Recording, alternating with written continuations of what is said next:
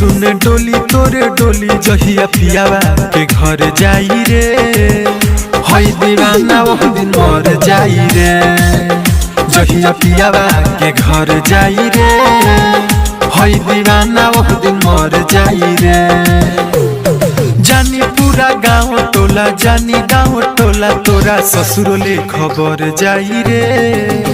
हई दीवाना वो दिन मर जाई रे। तोरा ससुरोले खबर जाई रे। हई दीवाना वो दिन मर जाई रे। Mix by Aditya recording studio Gopalganj. DJ Hariom Basantpur. DJ Hariom Basantpur. DJ Hariom Basantpur.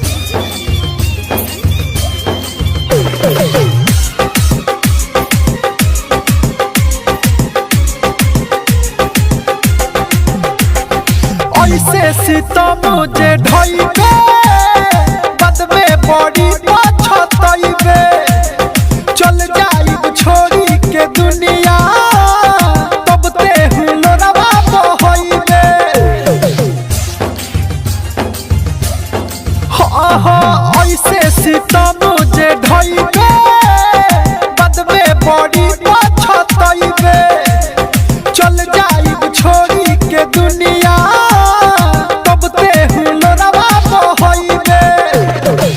कहतारे भूल जा तू कहतारे भूल जा बड़े ते तोहर जाई रे। हई दीवाना वो दिन मर जाई रे। डोली तोरे डोली सुन डोली तोरे डोली जहिया पियावा के घर जाई रे। हई दीवाना वो दिन मर जाई रे।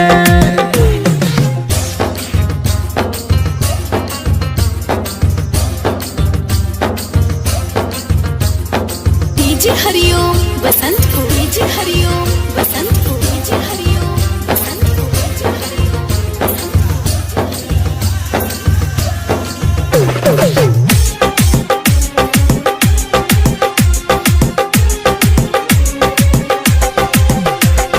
दोसर कौनो हथवा धारी देखी के देह हमर जारी। तेही ना रहबे जीवन में जी के दीपकवा का करी।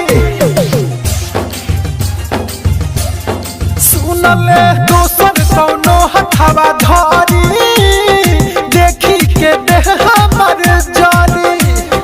तेही ना रहबे जीवन में जी के दीपकवा का करी। मनोज से सनाथ जानी मनोज से सनाथ तो तोरा पजर जाई रे। हई दीवाना वो दिन मर जाई रे। डोली तोरे डोली सुन डोली तोरे डोली जहिया पियावा के घर जाई रे। हई दीवाना वो दिन मर जाई रे। जानी पूरा गाँव टोला जानी गाँव टोला तोरा ससुरोले खबर जाई रे। हई दीवाना वो दिन मर जाई रे। तोरा ससुरोले खबर जाई रे। हई दीवाना वो दिन मर जाई रे।